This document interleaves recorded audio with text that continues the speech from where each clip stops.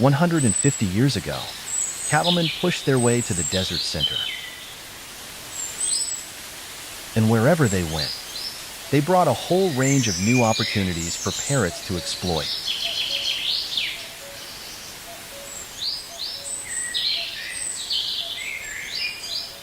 Paddy melons were introduced to feed the camels of the Afghan traders as they travel the outback, supplying the isolated properties.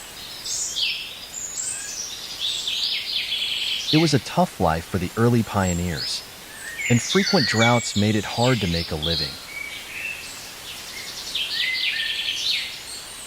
Adding to the farmers' woes, the cockatoos soon worked out that, where there was stock